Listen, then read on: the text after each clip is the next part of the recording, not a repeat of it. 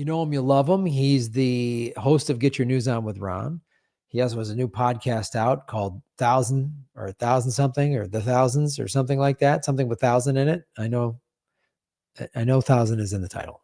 And the co-host of the Anything Can Happen game show. Ladies and gentlemen, please welcome into the Gotham studios, Ron Placone. What's up, Graham? It's called 1000 with Ron Placone. Just 1000. Love it. Ron Placone. Yeah, and it's my new podcast. Get Your News On with Ron is retired, other than the occasional stream that I do for patrons. So, but yeah, 1000 is happening, and please, everybody, subscribe, check it out. You can I post clips on YouTube, and you can also get the audio podcast wherever you get your podcasts. It's just 1000 with Ron Placone. Leave us a 5-star review, would you? And what made you decide to pivot from Get Your News On with Ron to the 1000? It's a podcast I've been wanting to do for literally like almost 10 years. And I finally I was like, well, if I don't start it soon, I'm just never going to. And the whole concept is I talk to 1,000 different people who have piqued my interest in some way. So it's kind of like the parallel between the two shows. Get Your News On with Ron. The point of that show was it was news that I wanted people to know about. Well, now it's people I want people to know about, and stories I want people to know about. So all the guests are, handpicked by me. And, there's a reason that I'm having them. And it's so far we've had Jello Biafra, Cory Doctorow, Margaret Kimberly. We've had this episode was my buddy Todd Hibbler, who is a Renaissance Fair professional. And he also helped me. He was one of those guys who was like the most helpful person during a breakup. So we kind of talk about that. So there's like, I interviewed Martin Barr from Jethro Tull, and, asked him about like some of the classic Tull recordings and stuff like that. So interest is a broad concept. So there's still a ton of political stuff, like Jello Biafra, very political interview. Russ Rankin, Good Riddance singer and Green Party activist. That was a really political interview. That's going to come out soon. But then there's also stuff that's about how you can have a career in the Renaissance Fair and being a classic rock guitar player. And my friend Dandy Alwancio is a transgender comedian who just dropped her first album on Kill Rock Stars. So there's all kinds of cool stuff. And I think everyone will, I encourage you to check it out. You're going to find something for you. How do you make a living as a Renaissance Fair performer? Well, I guess you have to listen to the podcast, Graham. Oh, right.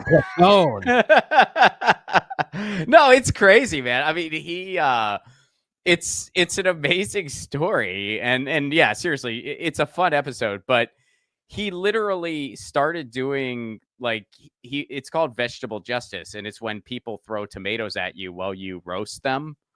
Like they're throwing tomatoes at you, and they're at Renaissance fairs all across the country. He got a gig doing that. And then that morphed into, now he ended up marrying a chef, and him and his wife have a bunch of food stands and Renaissance fairs all across the country. They franchised it. So they have 72 weekends booked next year, 52 weekends in a year. They have 72 weekends booked because they're franchised to different locations. So he has this big food juggernaut and it all started with getting tomatoes thrown in his face, and it actually all really started with him collapsing a toilet. So yeah, it's a great story, and we go through it in the podcast. So that is this week's podcast, 1000 with Ron Placone, wherever you get your podcasts. It's new, so not a lot of people have found it yet, and that's okay. But I'm really, really excited about it. I love these interviews, and I think there's just a lot of stuff that people are really going to love to hear. If you're looking to leave the United States, I interviewed artsy Marxist who left the United States for Mexico, and she basically unpacked how she did it. She's just an artist who was living in Arizona. She had to get out of the United States for health reasons, and she managed to get out, and she explained how she did it. So yeah, that whole you can't leave the United States unless you're rich. That's not true. No. And she is a case study where she literally explains point by point how she did it.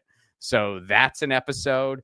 So yeah, 1,000 with Ron Placone, just 1000 with Ron Placone, wherever you get your podcast. Thanks for having me, Graham. I'll see you later. Just gonna drop some plugs and split. I love it, buddy. Always be plugging. Well, we just did Anything Can Happen, the pilot. This is the so biggest much version. fun. Yeah, I wanted to just talk to you about that a little bit. Want to because do it again. Oh man, it was, especially when, so I had done that show once or twice live before the pandemic. Like 2019, I did it once at the Sycamore. I did it once at All Things Comedy. But really, it was during the pandemic when we were all going live 5-6 days a week that I'm like, let's make this a weekly thing. And you're the co-host, and we really started cranking it out and banging out questions. And so it was a lot of fun. And to see it, like we did the one at Paul Provenza's, which was the first time we did it, the version that you and I do with an audience. And we had Donia Oxford on the keyboard, which was fantastic. But Thursday, man, was like how I've envisioned this show from the jump. And I don't know, it was so funny on so many levels. But what did you, in terms of, having been like you've been from the very, the early days of this game show online. We've been doing it now I've been doing it for 4 years. You and I have been doing it for 3. It's really cool how it's evolved. And it's like, I mean, I love to make everything a music analogy. It's like, we found, like Donia is like our Dave Grohl, it's like we found like, oh shit, here's the missing piece. And it's crazy how it all just kind of came together. I mean, when we were doing it online, it was just a blast when everyone was locked down, because it was just something to do and everyone was just excited to do it. And we were just happy to be having, some sort of online interaction. Right. And then when lockdown ended, it was harder to get comics to commit to such a thing at such a random time. So it just sort of became like, I feel like it's time to figure out what's next for this. I don't feel like the project's over, but I feel like we have to think, well, what should we do next? Well, now we can do it live. So we basically morphed it into a live presentation. And then via Provenza and them, we met up with Donia and then, and then some other folks that like James production wise and stuff. So it's sort of like all the missing pieces just sort of fell into place. And now we have this really cool vehicle. And the only piece that's still missing is a freaking buyer. That's the only piece. Yep. So if that's you, if there's an investor out there watching this show, check it out. Yeah. And I think you're right. It was like really Donia was just happenstance that we found her. Like the Paul Provenza's producer, Babs, was like, oh, we've always done these shows and Donia always plays music. And we were like, yeah, okay, whatever. And then Donia was like, I love game shows. And she's like, and she's doing all the sounds that I would ever want. The sounds that I was like, maybe we'll add these in post. And she gets game shows. She's been a contestant on them. She's watched a million of them. And she wrote us a theme song. She wrote us a theme song. And Donia is like brilliant. I mean, we're like, hey, how about, Jesse Ventura comes out to the Rocky theme. She starts playing Eye of the Tiger. And we're like, no, actually, not Eye of the Tiger, the Rocky theme. She's like, oh yeah. And she just does well, first we said Eye of the Tiger. She didn't just. Right. That's right. We said it was all like she can play everything, because we were like, well, why don't we try Eye of the Tiger for her? And it sounded good, but then we were like, well, maybe the Rocky theme would be even better. And then she just played that. And and then of course, like James Adomian is such an amazing component to that show. Like the stuff he brings to the I mean, he's just so crazy funny. This is how I envisioned it, when we had him on the show in Provenza's backyard just as a contestant, and I just sort of pimped him like, well, what would Bernie say? And he would just do a Bernie impression. And then he did George W. Bush, and he actually dressed up as Jesse for that show. But I was like, when we shoot this now on a he did a set as Jesse. He did a set as Jesse in April. It was so funny. But I was like, okay, this is what we need now. I don't even want him as a contestant. I want him to we pimp him in here as these different characters. And it was so fun because we got to show like it's when you have a vision of something and you actually get it to come to fruition, without even a lot of money. You know, we had a little independent investor kick in some money for the show last week, which was great, and very grateful for that. And Nova 3, where we shot it, really, they have a really nice stage that gave us like literally tens of thousands of dollars in production value for pennies on the dollar. And so it was like having a Domian come in first as Bernie, and he's wearing the Bernie wig, and he's got the Bernie jacket, and then comes in as George W. Bush. So it's like a sketch show and a game show. It was so fun, man. It was just like a blast. And I love the whole process too. Like the day before when we were doing the run through, the rehearsal, like getting it ironed out, like the little tweaks to the show. I just love that. I love that. Dude, the only thing I didn't like was the commute to Hollywood. That's my only complaint. Well, you live. The only thing that wasn't great. Yeah, you're coming from deep, buddy. Yeah, dude. Yeah, Pedro Town. But I mean, like our stuff, you know, you and I, the scripted stuff that we wrote worked great, and then just the riffing that we do worked great. But just when you add the three things that really brought it to life was Donia, Adomian dressing as the characters, and then the big screen behind it is what like took this little thing we started online and made it like a TV show. It was so cool. It was so cool. President of show business, if you're out there, please buy our show. We can do it a bunch more times. We already have the perfect location. Please just throw in some parking. You can afford it, and then we're good. Well, I just talked to my wonderful show for you. The guy that edited my special that did a fantastic job. I just spoke to him today, and he's going to cut this pilot because he's very good, and he works very efficiently and very quickly. And we're going to have a nice pilot by the end of next month. So I'm really happy with everyone that's involved. It's all, and everyone's like, and James Rowley is like such a TV producer, man. He added so many little things that made the show better. Yeah. I mean, I mean, we don't need to, his resume speaks for itself. He doesn't need our validation. No. It's like it'd be like we're like a little garage band and we're just being like, yeah, that guy who frickin' produced Hendrix, that's it's neat that he's on board. He can do things, that guy. It's literally like that. It's literally like it's cool that we gave him an opportunity. We're so nice. I mean, you've worked with him before, but yeah, I mean, I have not, but yeah, you worked with him during the cram days. Yes, we did 105 episodes together, and he was and you still like each other, which is that's fantastic. That's the thing that was so great about working on that show. We had such a blast. The two game shows that I did, both producers.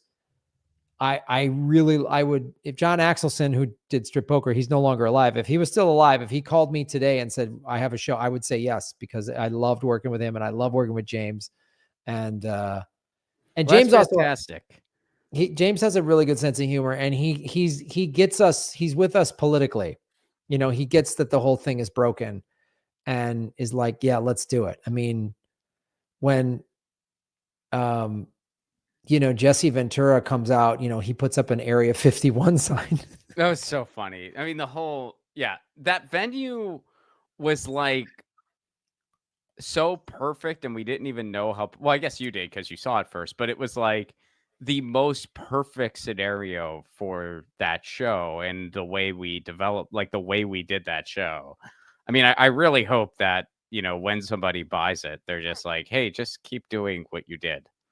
Just let us fund what you did and keep doing it, because it's like it's perfect. Like I mean, I'm sure their other locations would be just fine too, but it's like, you know, hopefully we won't even have to. I mean, it's just such a perfect scenario already. Well, it'll depend. I mean, if a big network comes in, we'll be on a big fancy soundstage. It'll be even fancier, yeah, totally. Yeah. But yeah, it's also, there could just be an independent investor that funds us to do the live stream. And then we would keep doing it at Nova 3. So there's a lot of awesome possibilities. Well, let's get into our first segment, buddy. I know how you love talking about RFK Jr. Yeah, I saw he's on the docket, and I'm like, oh, Graham knows I'm a big fan. That's That's why I was like, when I heard about this, I need to talk about this. And I was like, I'd like to talk about this with Ron Placone is what I'd really like to do. Dude. But now it's like, I think almost everyone else has finally seen through him too. Sure. I mean, before it's like, it's kind of, because it's like, well, now everyone knows. It's a shame that it took some people as long as it did. But you know what? I can't judge, because guess what? I was fooled by Tulsi Gabbard a couple years ago, and it took me a while to realize it. So, We all make mistakes. So, you know what? People that didn't see through RFK right away, I've been where you're at. I sniffed this guy out. I didn't fall for RFK, but I'll maybe I'll fall for someone else in the future.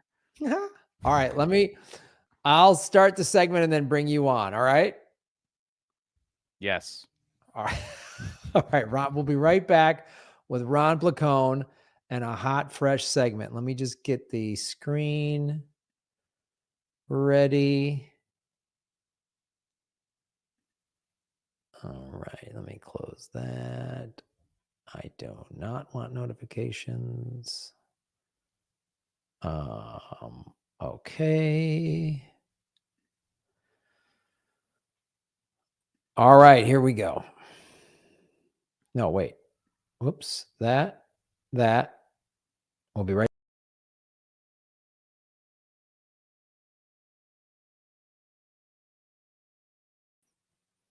Hello, citizens of Gotham. My name is Graham Elwood, and you are watching the Political Vigilante.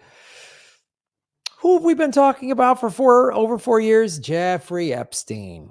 What we have found is a slew of powerful people have connections to him. We have shown you that Bill Clinton was on his plane 26 times. Hillary was on twice. Bill and Hillary were at Epstein's compound in New Mexico numerous occasions. They had Ghislaine Maxwell at Chelsea Clinton's wedding, their daughter's wedding in 2011, 2 years after Ghislaine Maxwell settled out of court. That was 2 years after Epstein had been arrested in West Palm Beach. We have shown you how Acosta gave him, it was then the DA down in Florida, gave Epstein a slap on the wrist, and then he was appointed in Trump's cabinet. We've shown you how people have been trafficked out of Mar-a-Lago. We've shown you how Trump believed to only have been on one flight, turns out was on 5 flights. Trump said, "Oh, I wish her well," when Ghislaine Maxwell was arrested. We've shown you how a year and a half ago, when everyone was talking about the SCOTUS leak, that they were going to overturn Roe v. Wade, Ghislaine Maxwell was quietly moved to a minimum security prison in Florida. Well, guess what? RFK Jr., who some people were excited about, and he's a big Bitcoin guy, and he's going to reform the Democratic Party, and then he leaves it. Now he's running as an independent. Well, turns out he said, I knew Jeffrey Epstein. I was only on his plane once. Turns out he's been on twice now. And now we're getting into that. I can't remember how many interactions I had with Jeffrey Epstein. Does not look good, my friend. You look guilty to me. You look really guilty. RFK admits he twice flew on Jeffrey Epstein's jet. Late wife had relationship with Ghislaine Maxwell. Now, there's a couple things in this article that are going to jump out at you that I'm going to point out that don't actually, that the paper won't get into. Presidential contender RFK admitted Tuesday he flew on late pedophile Jeffrey Epstein's private jet twice, not just once, and as he previously claimed. Right there, that means you're suspect. That's like Bill Clinton saying, I was only on 4 times when he was on 26 times. That's like Bill Clinton not talking about the 8 times he told his Secret Service detail to not show up. When the numbers get, Epstein, I think it was 1. No, why are you hiding? Why are you hiding that? I was on Jeffrey Epstein's jet 2 times, Kennedy said of the plane, widely dubbed the Lolita Express, due to his use for taking underage girls to his island. I was on it 93 and I was on it in blank. And I went to Florida with my wife and 2 children to visit my mom over Easter. So Epstein was just flying your family around for the holidays. Sure. And read this little line.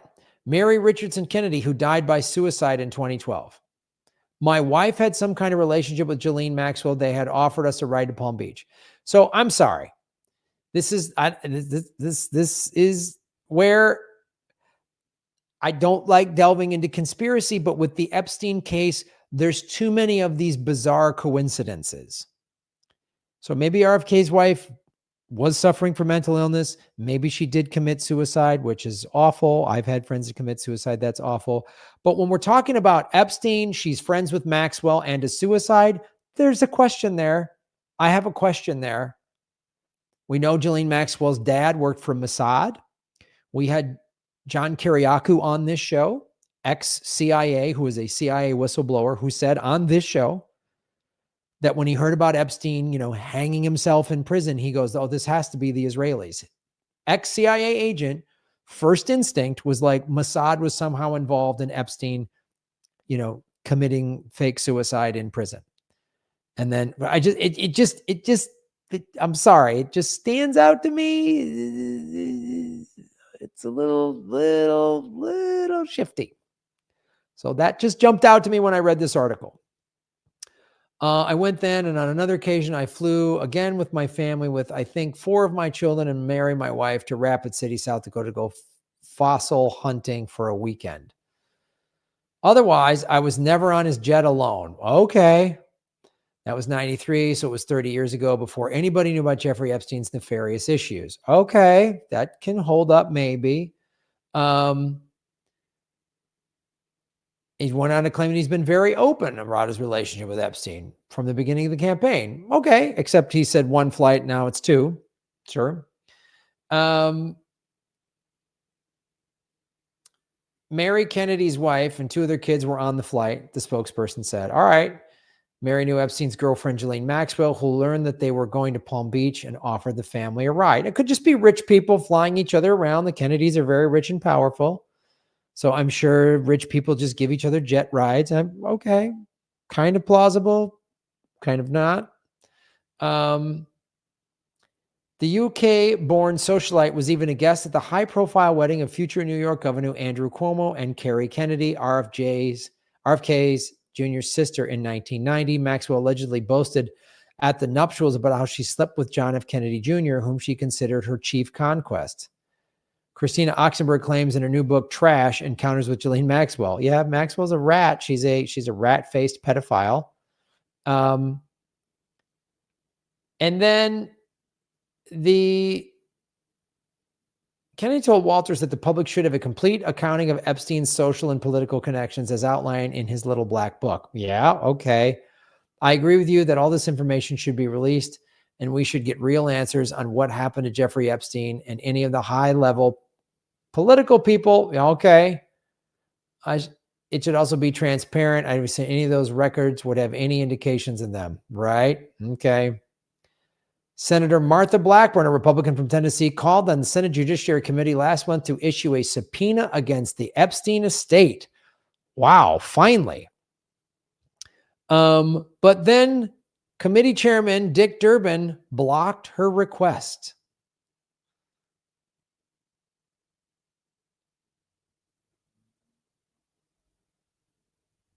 All right. So to talk about RFK's campaign, host of the former show Get Your News On with Ron, a co-host of Anything Can Happen, has a new podcast out called 1,000 Podcasts with Ron Placone. Here is Ron Placone. Hey, Graham. Good to see you. Good to see you too. Thanks for recreating the toast you gave on Thanksgiving. That was Graham. Graham went to make a toast, and he just started doing all the Epstein connections.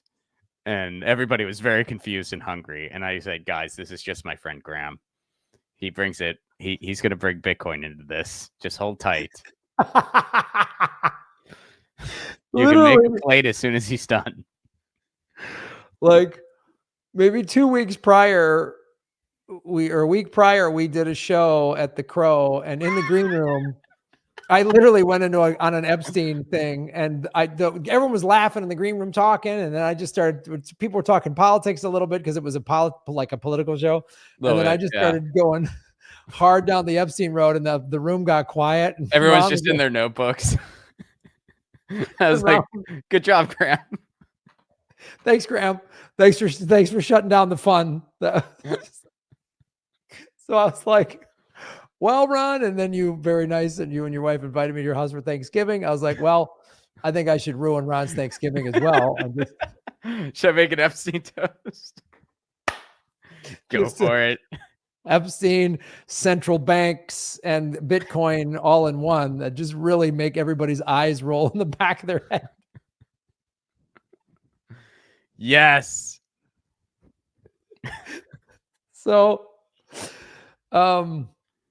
since I like ruining green rooms and parties with talking about Epstein and Bitcoin, I figured what better than have you on to talk about. So RFK, you and I saw through him pretty early, but people kind of thought he's amazing. I mean, this Epstein revelation, what do you see this doing to his? Because let's be honest, let me just back up a little bit. When he first announced whatever over the summer and was doing all of these talk shows and independent media, he had a 20%, he was getting 20% of the vote in mock polls, which was pretty wow, an independent. Yeah, I think that was because of the name recognition, though. Sure. I think people saw the Kennedy name and they're like, ooh, and Biden's old. But then, his entire family, which by the way, I disagree with his family on a ton of politics. Like when you hear, members of his family talk about Joe Biden, I kind of I glaze over and I go, are you in the same country I'm in? And to which they would respond, yes, but we're very, very rich. And it's like, oh, okay, that checks. But they're not in the same country. They're in a privileged. Of course. But so when they talk about, but when they talk about him, they are totally right on. They got their family member pegged and they go, this is just a narcissistic loon. Those aren't their exact words, but close enough. This is just a narcissistic loon who is enjoying his 15 minutes. He finds out whatever's trending on Twitter, then all of a sudden he's into it. And he's just kind of riding that wave. I mean, dude, he is a Kennedy. He was not just born on third base. He was born on third base. The bases were loaded and somebody hit the ball deep into right field and it's bouncing around. All he has to do is jog home. He somehow managed to mess it up. He did some okay work in the environmental legal space at one point. Yes, he did that. I applaud him for that. But you can't take one thing and let it define a person when they have a ton of horrible shit on their record as well, including 2 trips on Epstein's plane. Oh, and by the way, what has he done since then? This is the guy who had to take legal action against polluters is now saying the free market will solve climate change. The guy who knows. Sometimes you have to stop the bad guys from doing bad things. He literally knows that. He did it once. Now he's saying, no, the free market's good. What's changed, RFK? Nothing. And some people were trying to paint him as some kind of leftist, a guy who's been a right-wing Democrat his whole life, never missed a chance to support a Clinton. He supported Clinton on everything. Been a right-wing Democrat his entire life, just didn't get the attention some of his other family members got. I mean, and he doesn't support universal health care. Doesn't support labor. I mean, it's like, what do people see in this guy has been the question. And then finally, he flapped his gums on foreign policy and people realized how terrible he was. He had some okay takes on the Russia-Ukraine situation, but then he started going off on Israel-Palestine. Then he got caught, spreading those anti-Semitic conspiracy theories on a hot mic about COVID. Which, I mean, if that's what he's saying when he thinks no one's listening, like what else does he say? I mean, that was like eugenics level nonsense what he was just spewing totally uncritically. And I don't even know. I mean, based on the way the guy was talking, you're like, do you even realize what you're saying? Do you realize what you're saying? I don't even think he does. So, yeah, I mean, the fact that more people are finally seeing through him, and I don't know how it took this long, but I'm glad for it. But he does have a ton of money behind him. He does still have some supporters behind him. And it is so sad that he is probably likely going to be on that debate stage during the general. So we finally have someone who's not a duopoly candidate since Ross Perot, the first time in 30 some years. And it's this eugenicist clown. It's so sad. It is so sad. Yeah, and you bring up so many. He's just writing on his family's name. That's literally all that he's doing. Yeah, and now that that's burning down, I mean, he doesn't have those numbers anymore. No, he doesn't. And first of all, this is, Epstein is like nail in the coffin, but openly backing what Israel's genocide in Gaza is just, that's done. I mean, this is why Joe Biden is going to lose. Like, Joe Biden is going to lose, and because he will not push for a ceasefire. And America could end Israel right now. We give them all the money. They're using all American weaponry. America could pick up the phone and go, "Hey, Netanyahu, stop today, or you don't get another penny." And that would be it. And Israel would just have to stop. So America is so complicit in this genocide against the Palestinian people. And so for anyone to back that, it's literally, this is such a marker moment in history. Like, anyone that's pro-Israel is on the wrong side of history. You literally sound like the people that are like, why do these Negroes, need to sit at our lunch counters? Like, you sound like that. You sound like the people that are like, these hippies protesting our boys in Vietnam. Vietnam is out. We're going to defeat the communists. Like, you are so wrong. On so many levels. And the only people pushing it are either people that were paid by the pro-Israel lobby, like AIPAC, or just people that grew up and have been brainwashed to never question Israel. And I understand that brainwashing to a certain extent, because I was raised Catholic, and my grandmother, you couldn't say anything bad about the Catholic Church or the Kennedys for that matter.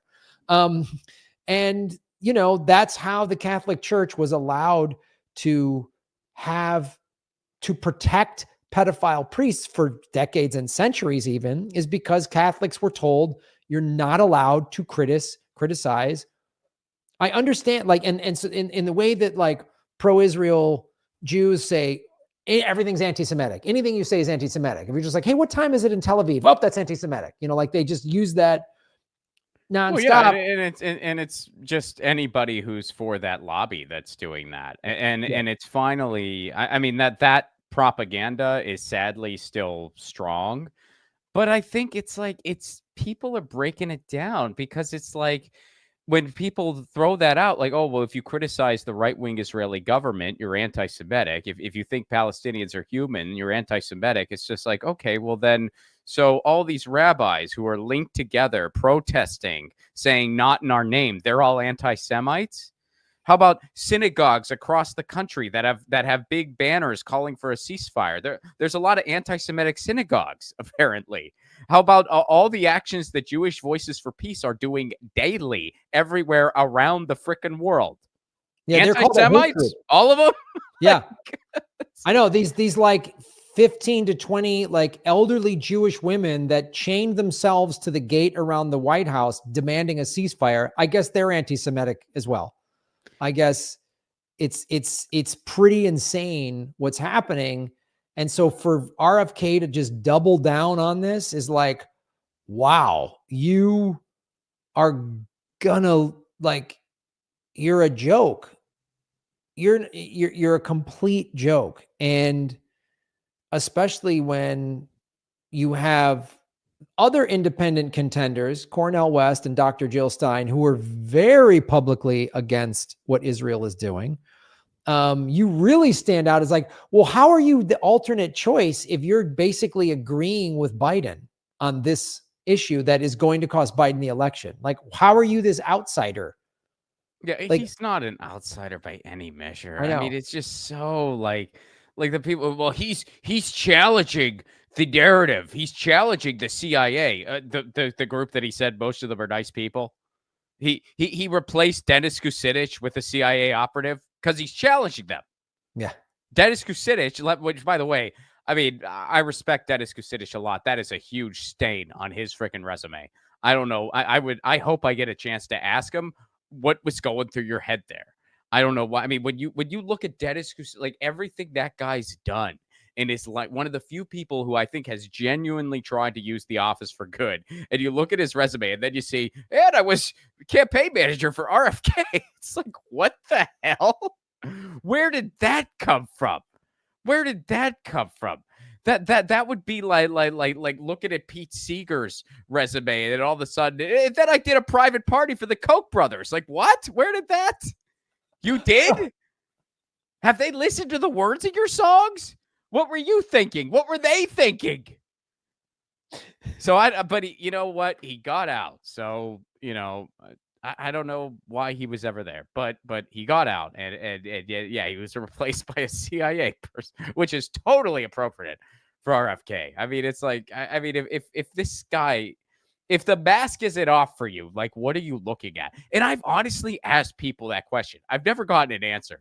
But, I did a video for Status Quo. I do a thing for them I do a lot for them, but every around Thanksgiving, I do the top 5 political turkeys of the year. And RFK made my list this year. And of course, there was somebody who's just like, and it's always like, you're not listening. You're not hearing the right stuff from it. It sounds like a cult. And I honestly, I asked the person, I was just like, what are we not hearing? What are the rest of us not hearing from this guy that you're hearing? What are we missing? Tell me. First of all, how many ridiculous takes does this dude need to have before you stop giving him a pass? And second question, what are we not hearing? You're acknowledging that he has had a lot of atrocious takes. What are we not hearing? What's this big picture that we are not seeing? What is it? Didn't get an answer. Still waiting on that one. Yeah, that's the same thing with, like, there's a few bad apple Catholic priests. The Catholic Church does a lot of good. They do a lot of charity. It's like, no, man, you don't get to breeze past, covering up pedophile priests and moving them around and giving them promotions and not arresting any of them, and just push that to the side as bad apples. That's not a bad priest. That's evil. So, well, how do you see Ron Placone? Thank you for joining us here in the Political Vigilante. I'm here with Ron Placone. How do you see this now, the independent field? It's a very unique independent field. I had Jill Stein on this show. I like Dr. West. I like Dr. Jill Stein. And she made a good point about the independent field. She goes, in the past, Graham, it's always just been me and maybe some libertarian that no one's ever heard of. Now, say what you want to say about RFK, and he's losing it, and he's blowing it, and I don't support him at all. But he does have name recognition, as does Cornel West, as does Dr. Jill Stein. So we actually have 3 kind of name independents running. And I asked Jill Stein this. I'm like, obviously there's, maybe Jill Stein and Dr. West would join forces. Jill Stein, reached out to Bernie in 2016, and Bernie, of course, I think he made a huge mistake in saying no. But how do you see that? I know we're like 11 months away, and it's going to be a crazy year. And as we both know, anything can happen in American politics. So how do you see the independent field, which is more unique, is more unique and bigger name than we've had probably since Ross Perot? I mean, I can remember as a kid when Gary Anderson ran. How do you see it? I think, and I know it's not going to happen, I think that if Jill Stein and Dr. West did join forces, which I wish they would, I know it's not going to happen. I've heard them both speak about it. I wish somehow they could build that bridge. But I think that if that were to happen, the Green Party would reach 5%, which would be a huge game changer. People are like, well, that's some nominal number that they threw out there. Look, maybe it is, but that nominal number gets you matching federal funds. That's a game changer when you're a political party that does have over 100 people that hold office. And look, there's plenty of reasons to criticize the Green Party. There's a lot of things they do that I'm not a fan of. There's a lot of things they do that I'm a huge fan of. But regardless, they are by far the furthest along third party we have. I mean, Jill Stein will say that. Jill will be like, yeah, we've got our issues except for all the other ones. We're the furthest one along. Right. And so I really wish something like that could happen. I have a lot of respect for both Dr. Stein and Dr. West, but I don't think Cornel West is running his campaign very efficiently right now. And it saddens me to see. I mean, I think the campaign has lost just kind of a lot of momentum because I don't think it really has that solid of a direction at the moment. I think his whole idea where he's going to have campaign managers, kind of like a jazz band or however he was describing it, I don't think that's going to be. I don't think that's going to work well. Like, I don't think that's going to yield good results. I mean, I hope I'm wrong. I think that bringing Peter Dow on board was a mistake. That guy has, and we don't have to like get into him a bunch, but I have no idea if that guy's change is genuine or not. I don't really care. I'm not inside his head. What I can say very confidently is he has no business managing a campaign, because he always goes into a campaign, leaves it infinitely worse than how he found it. He did it to a ton of grassroots candidates in 2020. He did it to Marianne Williamson. He did it to Cornel West. There is a reason that there is not one person you can find who worked with that guy in 2020 who recommends him. There's a reason for that. And maybe he's a nice dude. I have no idea. But he's not a good campaign manager. I'm freaking sorry. Maybe he's a good jazz musician. It doesn't mean you're going to be a good campaign manager. I'd be a terrible campaign manager. I'm a good comedy writer. I'm not meant to be a campaign manager. Right. So I don't try to get that job. So that I'm a little disappointed there. And then I like Jill a bunch. I mean, I've played with her on stage before. And this is by no means a knock at her. This is just sort of being like kind of just seeing big picture. The Green Party needs some new faces. It needs some fresh blood. It just, like it's just time. And that's not a knock at Jill. She's an amazing candidate. She's a brilliant speaker. I would be proud to vote for her anytime, and I'll likely vote for her again. I mean, the Green Party still needs to have their primary. It's tough to say what's going to happen, but, I would strategically vote for her because I'd rather, try to help the Greens get to 5% than just vote for an independent, as much as I like Dr. West too. But I just think it's time for a new era, and I don't know how you make that bench deeper. I really don't. I wish I had the answer, but all valid points from Ron Placone. People, where can people follow you online, Ron? You can follow me Twitter at Ron Placone, YouTube Ron Placone, Instagram Ron Placone. I'm Ron Placone on all of them. I got some screenings coming up on my movie. February 22nd will be in. It'll be screened in Tucson. February 29th, Omaha. March 20th, Washington D.C. March 22nd, Pittsburgh. That's a show and a screening, so I'll be there at that one, and there will be a Q&A after. Graham's in the movie. He's hilarious.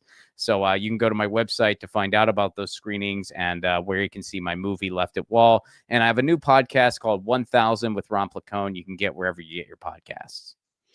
Outstanding. And folks, don't forget to go to GrahamElwood.com to get your Political Vigilante merchandise. You can get this mug. Look at that. Makes a great holiday gift. Go to GrahamElwood.com. And remember, shave your knuckles for justice. Boom. All right. That was a great segment, Ron. That was fantastic. Thanks, Graham. You too. I like the Epstein part.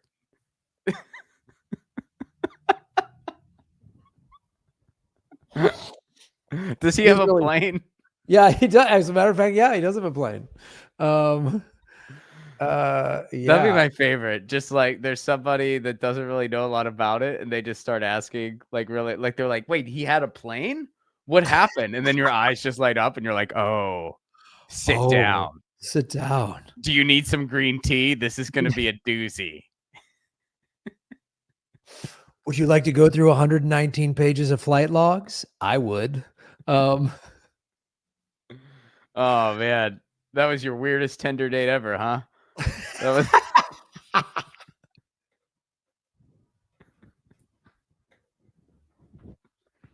It'd be like you holding it, like, "Oh, I saw your profile. Do you want to? We could put on some music or something. You want to?" Just put on one of Max Kaiser's speeches in the background talking about Bitcoin, and we'll go through the flight logs. Does that sound like a fun date?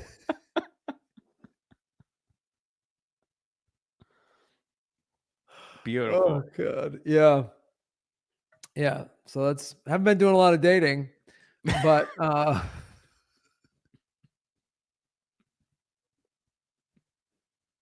yes.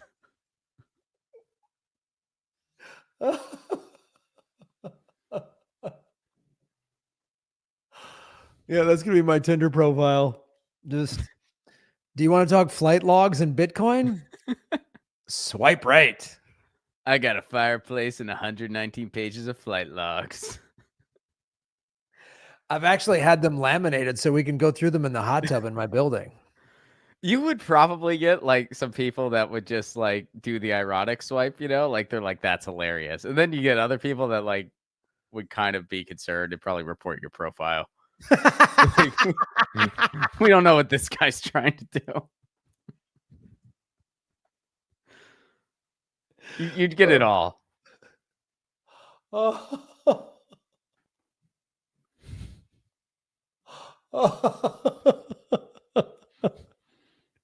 That would be awesome if I got reported on Tinder because I talked too much in my profile about Epstein flight logs and Bitcoin. Yeah, they're like, we don't get. I only know what this guy's looking for. He said he likes to surf. I mean, I don't know. There's that. He can't read a flight log while he's surfing. Yeah, but all he talks about is surfing in El Salvador. Like, oh shit, here we go. Enough. This guy.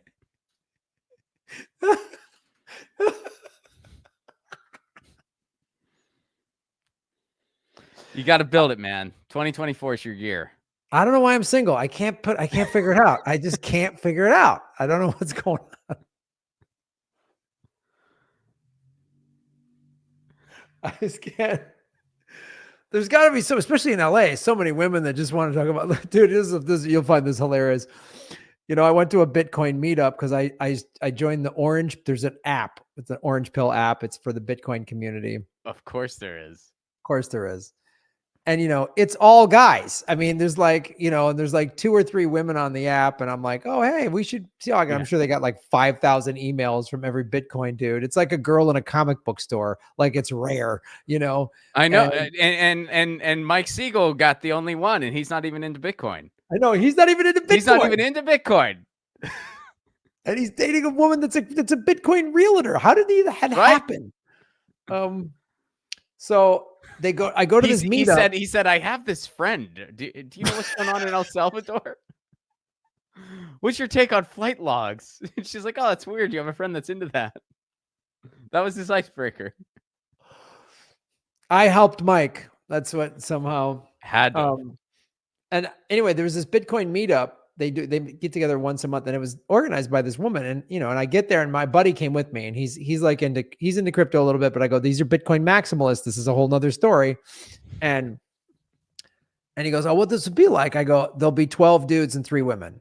I go, I guarantee. And sure enough, there was 12 guys and 3 women. I mean, it was just like,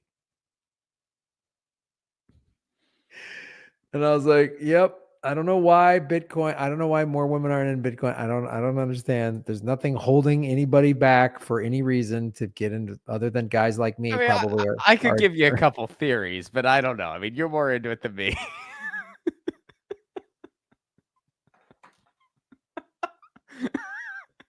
Yeah, I have no idea why.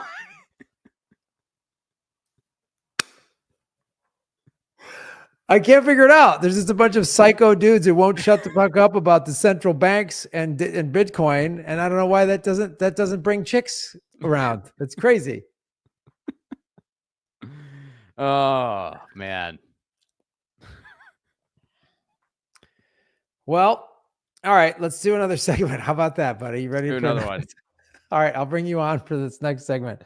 We're going to watch this video about the end of the empire and compare how America's collapse is similar but different to the Roman Empire's collapse. I think you'll like it. You're going to have a lot of fun with this one. All right, I'll see you in a sec. Don't forget, folks, you can do a super chat and support the show. And there's people over on Rockfin supporting what we're doing. Thank you so much. All right, I'll be right back for this. Oh, wait, I got to cue this thing up. Sorry. I got to cue this thing up. No. Dang it. Where was it? Hold on. Here. There we go. Sorry. Hold on. We'll get this queued up in a second.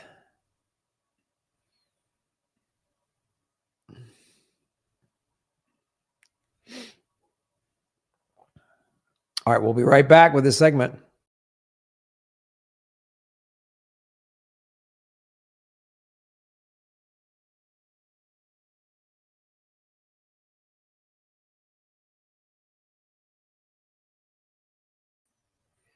Hello, everybody. My name is Graham Elwood, and you are watching the Ding Political Vigilante Vegan Guns from Gotham City. We have discussed on this show how the American empire is collapsing in real time. And there's some similarities to like other empires that have collapsed, like Rome, but there's things that are very different because no other time in history has an empire had the ability to destroy the whole planet except now. And a great way to support our show, speaking of collapsing empires, is go to patreon.com/Graham Elwood, and you can send in videos and articles like this was sent in by LN on Patreon. I want to show you this video. We're not going to watch the whole thing, but we're going to get a little taste of what this is talking about. And then we're going to bring on Ron Placone to discuss this video. So here it is. Are we living through the end of an empire? I would say, yes, we are.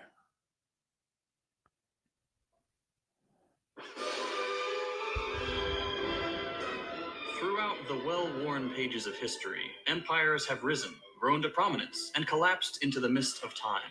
The Roman Empire, stretching from the sweltering sands of Africa to the murky woods of northern England. The British Empire and her dominance of the Seven Seas. Radio Shack. All of these and more have become the stuff of legend, each with their own stories of success, expansion, and, ultimately, collapse, unable to bear the weight of their inherent contradictions. But are all empires destined to meet this fate? And the question on everyone's mind, probably because it's the title of this video, are we living through the end of an empire? In this episode, we'll take a look at the precarious position of the United States and consider some historic parallels to assess whether the US is really in decline.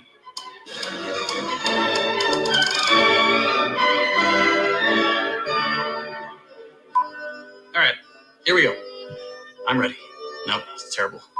All right, I'm ready. Rome. Or are we doing this as 2 takes? Okay, here we go. I'm ready. Rome. The empire all other empires aspire to be. From their breathtaking architecture, to their lavish feasts, to their penchant for feeding people they don't like to wild animals, Rome is truly the shining example of what other nations can only hope to accomplish. We can't really talk about empires or empires in decline without talking about the Roman one. And it just so happens that Americans, from politicians to far-right history YouTubers, love to compare the US to Rome. So, is there something to this comparison? Is the US the new Rome? In a lovely bit of cosmic irony, the first book of Edward Gibbon's ambitious 6-volume work, The History of the Decline and Fall of the Roman Empire, was published in 1776, on the eve of the birth of a new empire, one that would go on to become arguably the most powerful in history.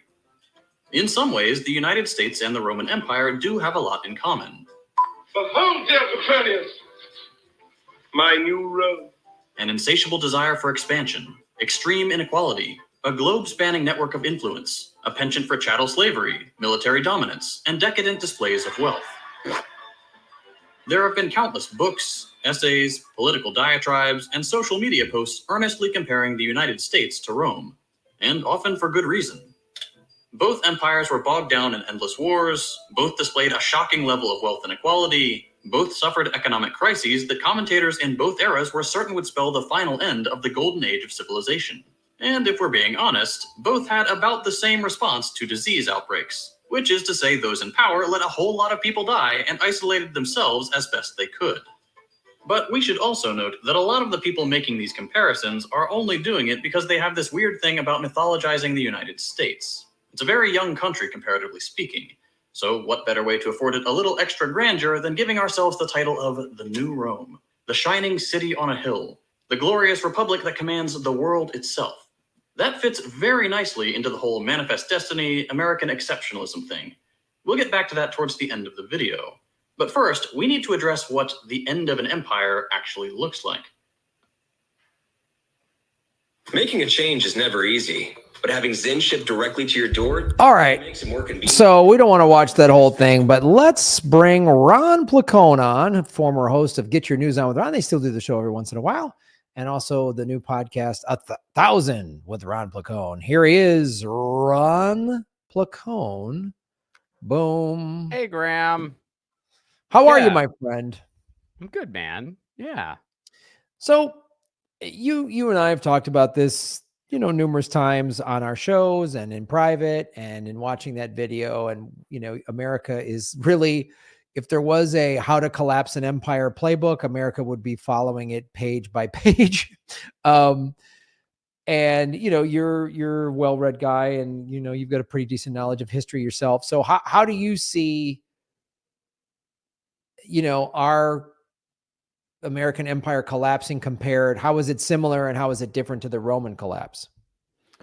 Well, I mean, I think it's too early to say exactly how similar it'll be. I mean, like, so far, it's like we're marrying not just Rome, but basically any empire. I mean, it's all the same thing. I mean, and by the way, we're also, I mean, I enjoyed that video, but when he said, oh, we're a young country, like, yeah, in comparison, the United States as we know it is a young country.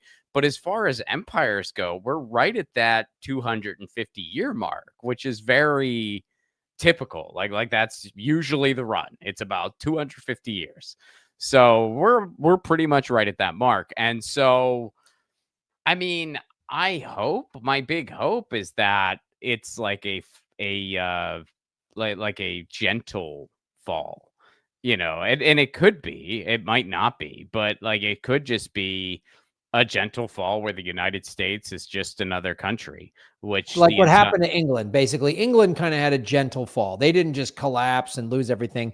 They had all these, territories or whatever you want to call them. The sun never set on the Union Jack. But they spread themselves too thin. And it was really the Suez Canal in the 1950s that kind of really financially kind of crippled them. But they didn't have this just chaos in the streets collapse. Yeah.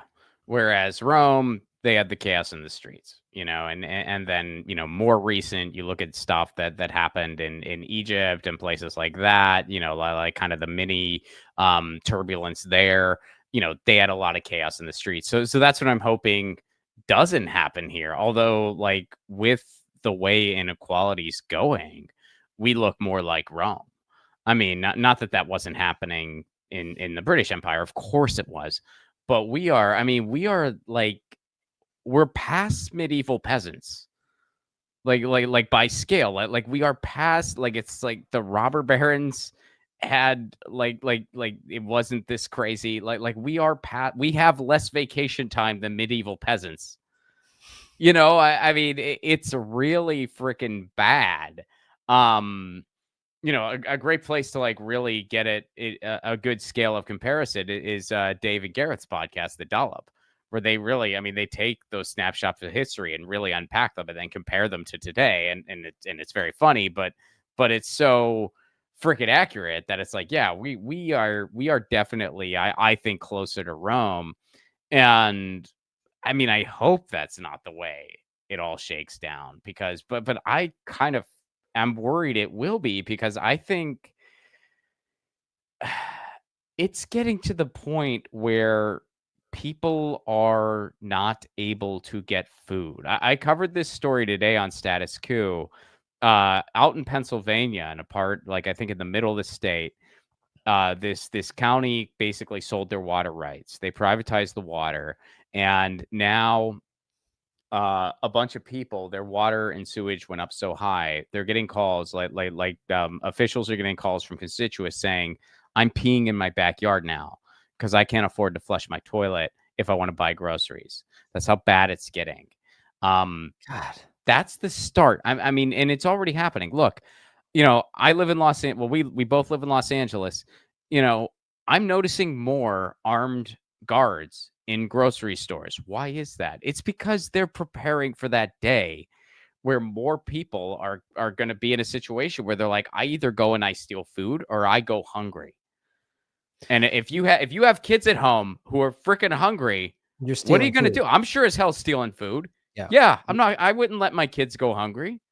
You know, Yeah. I mean, so it's like you're going to have more people in that situation, and they're going to, you know, like they're going to do what they have to do to survive. And we already have a police force who's willing to kill on the order. That they're hungry to kill on the order. I mean, that's been proven over the years. We have a military who, you know, they've already said like they'll turn them on the people on a dime. Keep in mind, this country was under martial law just a few years ago. So, I mean, I could see it getting very, very ugly. And we're already seeing the early warning signs. And then also domestically and culturally, we're seeing all the warning signs of fascism turned up to 11. So, I mean, unfortunately, there's all of the symptoms of a not graceful fall. So I would love to see that change. Yeah, so would I, because if it does go big, hard, ugly collapse, that's scary. I mean, that is a scary collapse when there's no rule, law and order, and then the government says martial law and imposes really strict regulations. And if people can't eat, like you say, this is the most heavily armed country ever. So, you know, to your point of, look, if somebody can't feed their kids, and you know, some armed rent-a-cop at a Ralph's isn't going to stop 10 guys with AR-15s coming in going, we're coming to eat, you know, like, Sure. and, you know, there's all these other indicators. I was just watching a video that a lot of food banks in America they're running out of food. Like they can't food banks, which means there's two things happening. There's a high demand, and then there's not enough people who have money to give excess food to a food bank. And that's the inflation in the groceries. And you and I have talked about just Americans could be food insecure pretty easily. And that, not to mention, there's all these other factors. There's the commercial real estate bubble, which is about to break, will trickle into the residential real estate bubble. You've got, you know, this government and the central banks printed roughly $3 trillion just during the pandemic. And we could have a whole nother financial collapse in any number of sectors, like we had in 2008. Could be worse than 2008, which if there's people don't have food, and then there's like a run on the banks kind of thing where you got 5,000 in the bank and the bank's like, we can only give you $300, then there's going to be chaos. And like you say, this government will take its cops and its military, and it'll be. Oh yeah, I mean, well, when people talk about like an armed resistance, I mean, I'm just listening to them, and I'm like, you are insane. I mean, Yeah. you're saying that just regular people are going to be able to go up against the most militarized police force in the world, and you know, against one of the largest, most weaponized militaries in the world, both of whom, you know, will crush anybody. And you know, it's already happened. I mean, you're hearing these stories. I mean, there was that story, I think it was in Texas, but there was that woman who, you know, she had to feed her kids. And so she, like, you know, she gave the security guard a hand job. So he let her take some food and didn't rat her out. I mean, it's like, that's happening. I mean, and look, you and I are in show business, so we see a lot of stuff, but I'm seeing a lot of people I know that are they're housing insecure, they're food insecure, you know, and it's because they've fallen on hard times and really can't pick themselves back up. And it's not from lack of trying, you know, and it's or it's something happened to them and they were underinsured. You know, I mean, it's like I know I'm not gonna say names, but it's like there are established comics who we both know or know of at least, who are relying on a GoFundMe account to survive. Why? Well, because and these are established who had good careers, but they're underinsured, and you know they had a medical condition that requires a lot of treatment, and we have an effed up healthcare system, and times got tough over the past few years, and there was a pandemic thrown into all that. And so now that they need a GoFundMe account to survive. And, you know, like I see stuff like that. And, you know, as a married guy, I get kind of scared because I'm like, well, gee, what if something happens to me? And my wife's in a situation like that, and that's, I mean, we're probably going to be leaving, and that's a big reason why, and I would never want to be in that situation. Yeah, it's absolutely true. Robert Pouquet, love Coin to the Moon. Thank you for supporting the show with the super chat. Very much appreciate that. Yeah, it's pretty gnarly, and I don't know, I don't know if we're gonna have the big, like, tanks in the streets kind of collapse, or we're just gonna slowly just keep getting like what we're getting, where the wealth and equities just keep getting more and more, and there's just more, and there's just going to be wealthy people, living in gated communities with razor wire and armed guards, and everyone else is just out, just barely getting by. I mean, I would, maybe 10 years ago, I would think, I don't think it'll ever get there. But now it's like, I mean, it just keeps getting, the yin to the yang, though, is you're seeing a rise in unions in this country that you haven't seen since at least the 80s. I mean, this is like one of the biggest it's been in at least 30 years, arguably longer. So, if that keeps up, well, then, there might be a middle class to reckon with, in which case it will be more of the latter. I mean, the empire is going to collapse, and it'll be a good thing for the world when it does. And if it's a gentle collapse, it'll be a good thing for most Americans, because you'll be living in a country that's just interested in being a freaking country instead of an empire. So everyone will be better off. But if it's a messy, well, that's not going to be good. That is not going to be good. Yep. So, well, yeah, it remains to be seen. I hope it's not the bad one. I hope it's the slow one. But anything can happen, Ron. So, where can people follow you online?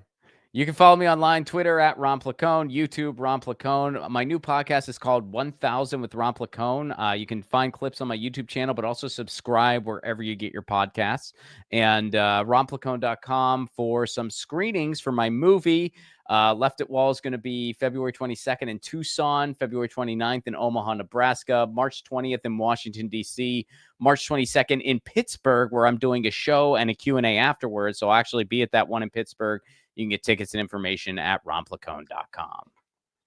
All right. Thank you, everybody. Please go to grahamelwood.com. You can get awesome Political Vigilante merchandise. Makes a great holiday gift. And please like, share, and subscribe. If you haven't already, hit the subscribe button, hit the like button to this video. All those analytics help. And you can support what we do also at grahamelwood.com. There is the P.O. box if you want to support the show staying off the grid. And we have rockfin.com/GrahamElwood and patreon.com/GrahamElwood. Thank you so much. Follow the money, connect the dots, get the truth, and shave your knuckles for justice. Boom. All right. We did it, buddy. Yeah, dude. We nailed it. You got time for a quick You Should Know This? I can do a quick one. Yeah, let's do a quick one. All right. Steffi, you're in Pittsburgh. Awesome. See you March 22nd. I'm looking at the chat. Nice. I'm looking at the chat. I hope to see you in Pittsburgh, Steffi. That's awesome. All right. Well, I'm ready whenever you are. Okay. Hello, everybody. Welcome to You Should Know This, the popular movie and music game show. I'm Graham Elwood. We have Ron Placone here. Ron, very knowledgeable about music. I don't know much about music at all, and I'm very knowledgeable about movies, and Ron thinks everything is a TV show. I do. So Ron will read a line. I'm going to shut off the chat, so at least so I can't see it. Ron will read a line from a popular song, and I have to guess who should know it, and then I will read a line from a popular movie, and Ron will try to guess what movie it is. So, Ron, what should I know? You're for sure going to get this one. I have all the confidence in the world you're going to nail this one immediately. But here we go. It's still great, though. Can't seem to get my mind off you. Back here at home, there's nothing to do. Now that I'm away, I wish I had stayed. Tomorrow's a day of mine that you won't be in.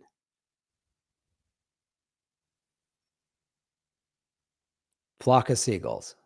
You're close, actually, but no. So it's English New Wave? Yeah, it's in the family of that. It's definitely, and it's in the era. If I can't do the chorus because you will know immediately if I do the chorus. It's one of those songs that will for sure just give it away because it is the title.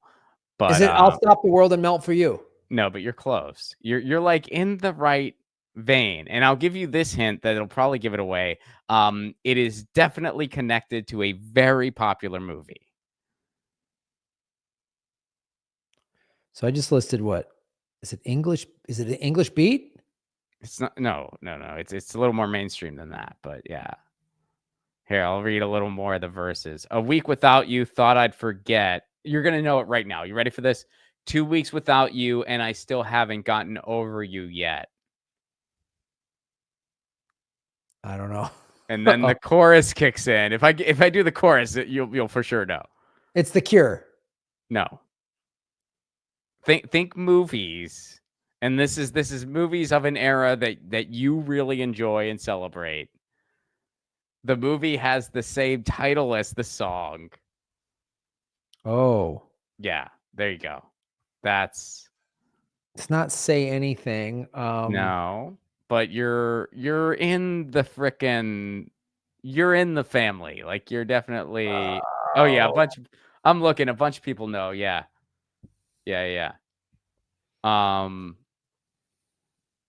Let me read that last line again. Because it's like, all right, so just focus on this. 2 weeks without you, and I still haven't gotten over you yet. I even did it a little rhythmically for you. 2 weeks without you, I haven't gotten over you yet. You're like singing it. Like, dude, you're like right 2 weeks there. without you, and I It's a haven't- movie. It's a movie. And if I tell, all right, so I won't tell you the star, but I'll tell you if I say the star of this movie, you'll get it right away. Because it's just such a prominent franchise. Oh, franchise. Yeah. It's like English New Wave. So this is the 80s. I don't actually 90s. No. It's 80s, but I don't know if they were British actually. I should know that, but no, they're American. Okay. Yeah, no, they are American. But it's definitely in that genre, even though they're, like it's The Fine Young Cannibals? No, this is more mainstream than that. You're like kind of overthinking it. All right, give me one of the actors. If I give you one, you're for sure gonna get it. But I won't give you the most. We'll go Beverly D'Angelo. National Lampoon's Vacation. Yes. What's the song? Holiday Road. 2 weeks without. No, it's the other one. Still haven't gotten over you yet. Vacation, all ever wanted. Vacation, had to get away. Oh, yeah. That's right. Yes. That's right. Yes. Oh, that's what the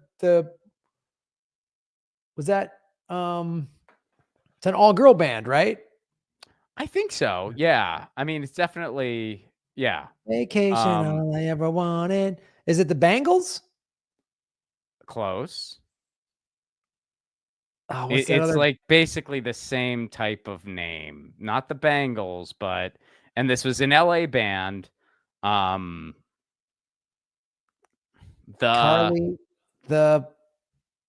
oh God, this is nuts that I don't know this. Oh yeah, man. dude, you know this. I mean, yeah. The Bangles, they are all female, by the way. I just double checked that to make sure. Belinda Carlisle, is it Belinda Carlisle's in the band, right?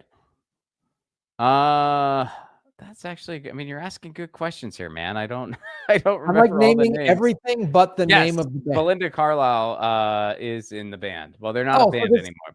This is oh God, how do I know everything except the most obvious? like I didn't even know that. Like I'm like, let me make sure that that's the name of the person in the band. It's not the Bangles. It's the Banshees. It's two words and it's the same word. There's your hint. The Go-Go's. Yes. Yes. Yes. Go-Go's. Vacation, They're all great. I ever wanted. Vacation, Vacation down in the had to get holiday. away. Yeah. Love Oh, that, dude. Great. Part of that, like 78 LA Seed. Yeah. oh man, Kind of it like tied in proto-punk. Yeah. of X, the Ramones, the Go-Go's. oh man, Ramones were New Chevy York, Chase. but Chevy Chase. Yeah, well, I was like, I can't say Chevy Chase Yeah, because then that it's would like, come on. But I mean, Beverly D'Angelo gives it away too. And then if I named like, I would have to look up one of the 75 people who played Rusty or Audrey. You know what I mean? Like I'd have to like, and I don't know if that would be helpful, but it's like those two pillars, you know. Yeah. Wow, Those that was a movies are good one. funny. Those movies were very funny. That was Clark Griswold. That was the first Yeah, one. dude, classic. My family would watch Christmas every year. We'd watch Christmas Vacation as a family. That was like, When I was in college, anytime one of us was about to jump into a swimming pool, and there's a lot of swimming pools in Arizona, we'd always stand by the pool and go, "This is crazy. This is crazy. This is crazy." And then oh we'd- yeah. That's such a funny scene. That is such a. I mean, yeah, those movies were. European was also very, very funny. Yeah. Like when that the French guy's messing with them. Yeah. I mean, John Candy's in the first one. Is he? Wait, what When does they he go to- do? He's the security guard at Wally World. Yes, that's right. He lets them in the park. That's Yeah, he gets a gun because Clark Griswold gets a gun. He goes there on the day that they're closed, and everyone's mad, so he goes and gets a gun. Mm-hmm. Ah, it's so great. Yeah. Yeah. And then Christmas where it's like he freaks out. That was those movies are good, man. And then Cousin Eddie. Mm-hmm. Isn't he? I think he's like some big Trumper or something. The guy who plays Eddie. Probably. I think he's like kind of not. Well, then Chevy Chase is like kind of not a nice guy, right? Like, isn't that's sort of the hearsay about him? Yeah, he's always kind of a dick. If you read the history of Saturday Night Live, there's great behind the scenes, like him and Bill Murray got into a fist fight kind of shit in the early days of Saturday Night Live. Yeah. Dude, yeah. I just know, no one had. And then Bill Murray, it's like everybody liked him. Yeah. Like everyone likes Bill Murray, but then it's like no one really liked, because I think even in Community, like everyone eventually just didn't want to be around him. Yeah. I listened to a little bit of his Mark Maron interview, and it's like Really?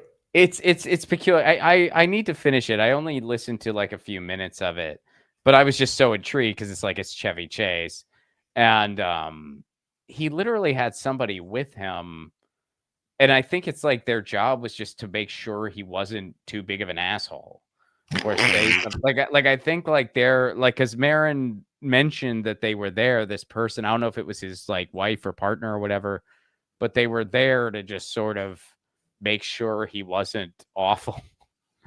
And he was kind of prick, like he was a little rude, and it was just a little like, I'm like, oh, I can see why maybe not a lot of people like this guy. I get that. Interesting. I don't know. Some would say Bill Burr. I've heard Bill Burry's a cool guy. I don't know. I mean, I've never met either one of them, so I have no firsthand experience to go by. But I have heard Bill Murray is a cool dude, but I have no clue. I've heard Chevy Chase is not a nice guy, but again, I have no personal experience to go by either way. I don't have experience on either one. All right, I've got. If anyone wants to buy a show, they can though. Buy a game show. You're the nicest person ever. All right, now I'm going to read a quote from a movie. I'm ready. Let's see if you know this. Let's see.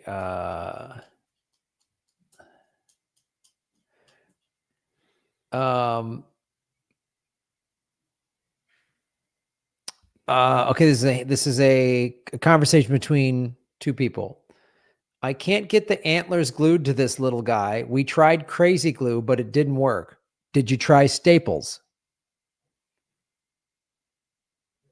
That's not Christmas Vacation, is it? No, but it is a Christmas movie. Okay. I can't. Did you try Home Alone? Nope. It's not Home Alone. Okay. Oh, I definitely know this too. I've seen this movie. Okay. Scrooged. Are you looking at the chat? No. No, I'm just like naming Christmas movies I've watched over the years because I know I've heard that before. That's correct. That's Oh, where the it's guy, Scrooge? Okay. yeah, the mouse wrangler comes up, and Bill Murray is this, and he's like, "We tried to glue on anywhere," and Bill Murray goes, "Have you tried staples?" And Oh, they're yeah, like, because it's an actual like creature. That he wants yes. to, he Okay. wants to put staples in the head of an actual mouse. Yes, that's right. And they're like, what? Yeah. Okay. I remember that now. Yeah. No, I was like, I know I've heard this before. And I'm like, Yeah. what are the Christmas movies I've definitely watched more than once?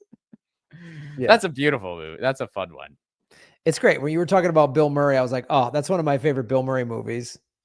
And you know, one of the things that I love is he's the head of the network, and he one of his Christmas shows that he made was Lee Majors like goes to terrorists have taken over the North Pole, and Lee Majors takes it back, and it's Yeah. like they just show this like 30-second trailer of Lee Majors, who played $6 Million Man, gunning down terrorists at the North Pole. It's pretty awesome.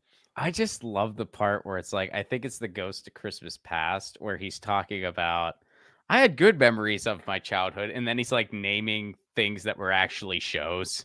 Yeah. And he's like, no, when that happened. And he goes, that's a fucking movie, dude. And Yeah. like, oh, that He was goes, so. no, that was from Courtship of Eddie's Father. And he's like, oh, he's just like, yeah. Well, right, Ron, you got that quick, buddy. I'm impressed. Yeah, you know, there you go. Every now and again, I have my moments. Nice work. Well, Ron Placone, thank you for taking time out today. And it was, again, great job on the game show last week. And happy birthday. I'm sorry I missed your birthday thing. I had this meeting. I couldn't move around, but. Oh, no worries, man. Yeah, no, it was a good time. But yeah, all good. Yeah, thank you. How was the birthday thing? Fun? It was fun, man. I tied a few on, which I don't do much these days, you know, like it was one of those. The next morning I had to ask, but I'm like, I didn't say anything stupid, did I? And she goes, no. I'm like, okay, good. But I had to make sure, like I had to double check. I'm like, I didn't say, did I say anything dumb? Cause I was pretty, I mean, it's one of those things, like everyone wants to buy you one. Right. So you're just like, all right, you know, and then beer sneaks up on you, you know. There was a killer Thai food truck, which was like really, I mean, the pizza truck was there, which is always a solid go-to. And then they had this new like sandwich truck that I've not tried yet. Then they had a Thai truck that was just invading all of our nostrils. And we're like, oh man. Ooh. So I hit up the Thai truck, and it was very, very good. I'm So, bummed. yeah, it's good. I'm bummed I missed Thai food and you getting a little liquored up. I was a little liquored up, and there was like I had sent this script to a friend of mine, and I went over to talk to her about it, and I like kind of like stepped on her and stuff. I was like, not like stepped on her, but I kind of like tripped over her a little bit. And I'm like, did you read the thing? And she's like, yeah, dude, I read it. Yeah. And I texted her, and I'm like, yeah, we'll talk about it for real a better time. But just Ron drunk at his birthday pitching scripts to people. That sounds fantastic. Would you want a player? I'm going to remember this. Do you think Act 3 works? I mean, I could rework Act 3. What do you think? Soon as I get home. I'm going to bang out Act 3 high on curry and craft brews. That's what I'm going to do. That what Curry and Craft Brews, which I think might be the name of my next album. All right, buddy. Thanks for coming on the show, and we will talk to you very soon. Thank you, Graham. See you later. Ron Placone, everybody.